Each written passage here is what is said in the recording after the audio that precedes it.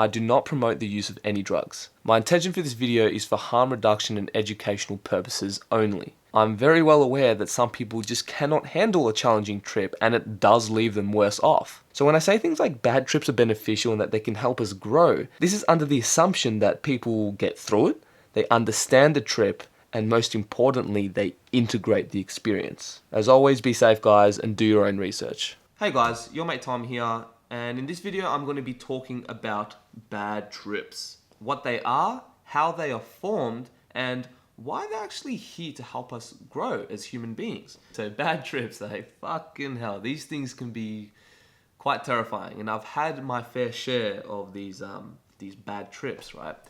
And you know, some of these dark realms which you enter into during a psychedelic experience can be more frightening than anything that you've ever experienced at least within this ordinary reality, right?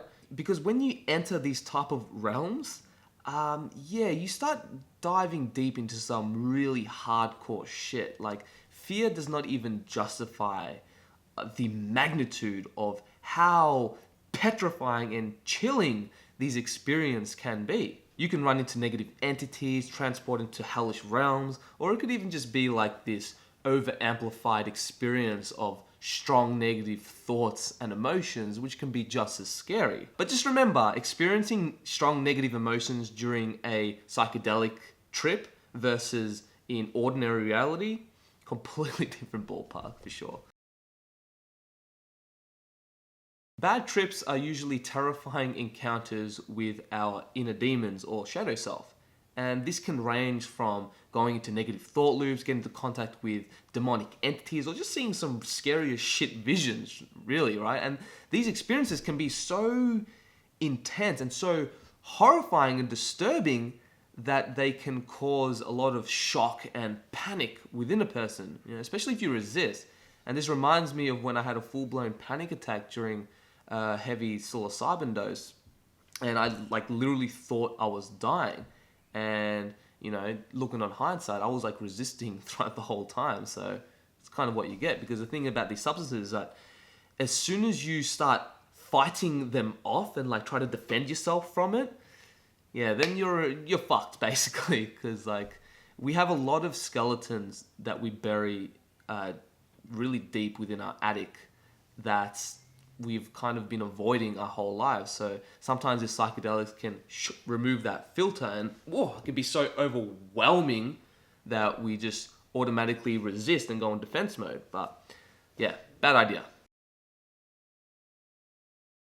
So the way bad trips are formed have very little to do with the substance itself, but more to do with the nature of the ego and how it resists what the substance is trying to show you. The ego despises your paradigm to be shifted in any way, shape, or form.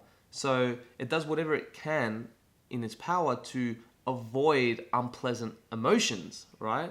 And this is why so many humans run away from their feelings, right? They run away from any issues or traumas they have to deal with. And what usually happens when we keep sweeping it under the rug is that all these issues just keep stacking up in our unconscious mind until it grows and mutates into like this parasitic negative entity. So when you finally do deal with these inner demons, you've fucking got this huge Godzilla monster because you just kept avoiding your issues. And this is what psychedelics force you to face, especially during bad trips. Psychedelics, especially when taken in really high doses, remove the ego. They remove this filter, these blinders that we have on all the time.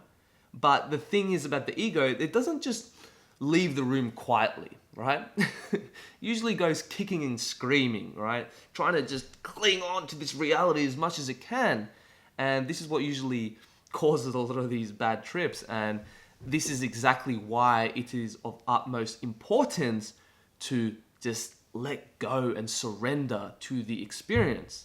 Because you can try fighting all you want against these demons, but as soon as you close the door on them, they're just going to start knocking, and if you just wait, it's just going to start fucking banging on the door until it boosts down the door and make matters a lot worse. So just do what you can in your power to surrender. The truth hurts, as the saying goes, right? And you know, Terence McKenna back in the day used to describe bad trips as learning faster than what we're accustomed to. This really rings true for me, and I couldn't agree more.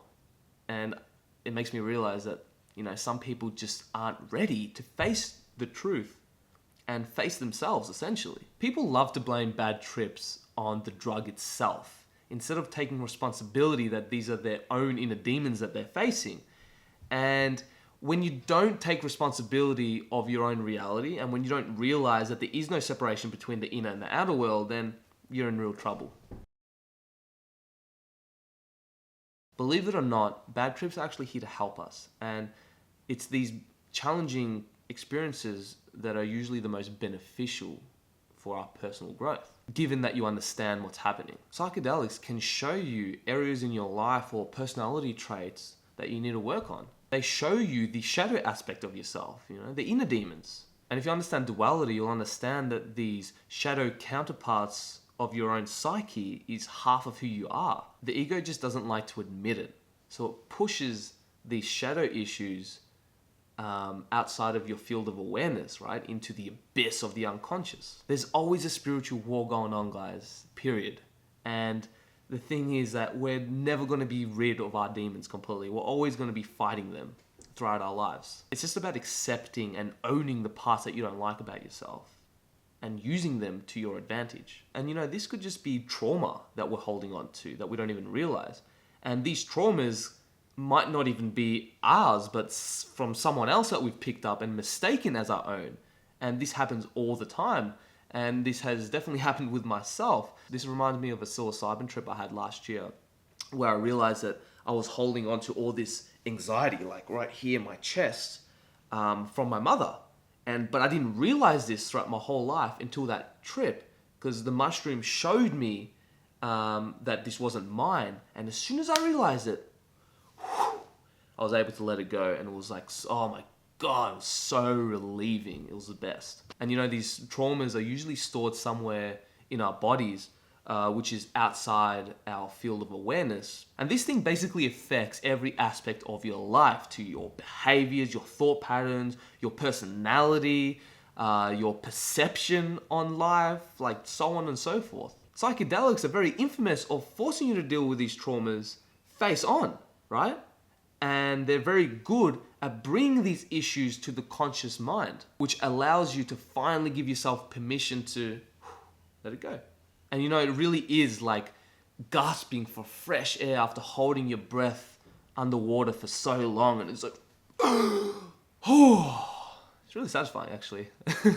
And it's sad because some people go through their whole lives just holding their breath underwater, metaphorically speaking. This process is quite destructive though, as like any birthing process in nature. And change by nature is destructive.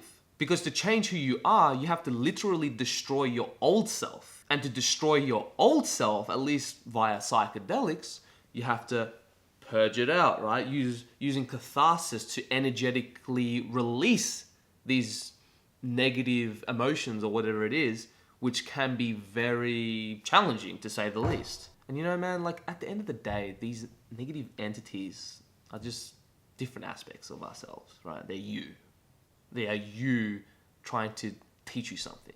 They're actually here to help us grow. They may manifest themselves as these negative archetypes that you may think at the time is like outside of you, but this is not quite the case, because everything in this universe is connected and we are all one at the end of the day.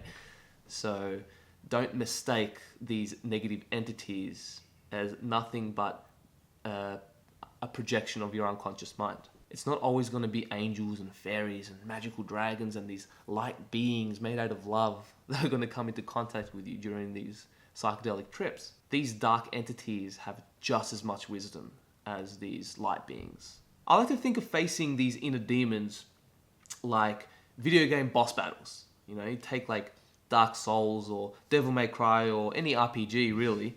And, when you face these bosses, it can be extremely frightening and challenging, and you may even get hurt or even die in the process, right? But then once we slay and overcome these bosses, then life rewards us with the fruits of our labor. nature rewards courage after all, right? And just like in a video game, when you do defeat a boss character, don't you get like all these new awesome benefits like experience points, loot, magical abilities, you level up as a character, you get all these attribution points, you can even get like these cool new weapons and armor and rare items, and all these tools that help you to become a fucking badass in the rest of your video game journey, which will help you defeat bigger and badder enemies. And this is the same in real life, but instead of like, you know, dragon armor and weapons and magical abilities, this comes in the form of higher awareness, removing baggage,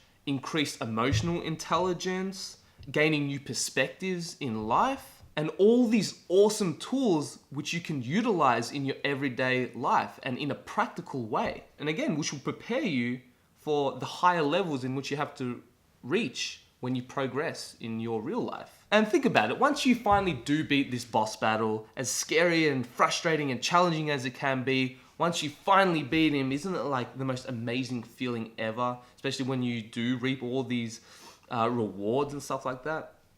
Same with psychedelic trips, man. Based on my experiences, there's always something beautiful on the other side. You just have to have the courage to just push through it and take that leap of faith. Alright guys, so I'm going to wrap up this video. In conclusion, like I'm a fucking professor or some shit. Yeah, in conclusion. Anyways, in conclusion, there is no such thing as a bad trip. There are only challenging ones. And the main thing that you should remember when undergoing a challenging psychedelic experience is to surrender and to let go. And just remember that you can always go to your breath, which, man, deep breathing in and of itself can be of monumental help. Trust me. So if you do find yourself in a sticky situation, just seriously go to your breath, which will help you be present and move through it. And also remember not to go into like a fetal position or anything like that. So if you are sitting down, sit upright. Or if you're laying down, just lay on your back, okay? Some of you may be wondering, why is it that in some cases, people after a bad trip, they get negatively influenced in their everyday life, even for like months afterwards. And in worst case scenarios, some people can even commit suicide, which is sad, but it's extremely, extremely rare, which you should not worry about, especially if you do follow the guidelines and you are a relatively healthy human being. But in terms of people getting bad trips, or especially if they let their bad trip negatively influence their life afterwards, it's usually because they don't understand the nature of their own mind or ego. They don't understand duality. They resist to the experience, kicking and screaming. They are not emotionally mature enough and just cannot handle a psychedelic experience, period. They think that it's the drug doing this to them instead of accepting that it's their own inner demons that they're encountering with. And of course, they go into a psychedelic experience with a really bad mindset and or have a really bad setting. So, you know, it's funny because every single person that I've ever met in my life who has had a bad trip and like, nah, fuck, they couldn't touch psychedelics again and they were never kind of the same, it's because of one or more of the reasons that I just listed. Oh, and I guess one more reason in which bad trips can fuck you up that I left out is because you are predisposed to schizophrenia or something like that, and it just induced psychosis within you. So please, guys, prepare yourself for these psychedelic trips. These are not child's play and they are to be respected. I would really recommend for you to do just the basic work like learning subjects like psychology or about consciousness or the nature of the ego, and doing practices like meditation or self-inquiry. Like, you know, just do whatever you can to do just to build the basic foundations within your own mind, you know. So that's it, guys. I hope you enjoyed this video. If you did enjoy it, please leave a big like and share it with your friends, especially those who may have misconceptions about bad trips, or to help somebody who has had a bad trip and help them understand it a little bit more. But yeah, if you haven't already, please subscribe to this channel. I release videos every week. For those who've been supporting me on Patreon, deep gratitude, much love to all you guys, especially because you've been helping this channel be more sustainable and you have been encouraging me to keep posting videos. For those who are curious on what Patreon is, I will leave a link in the description below. But yeah, that's it, guys. Have an awesome day and I'll catch you on the next video. Peace.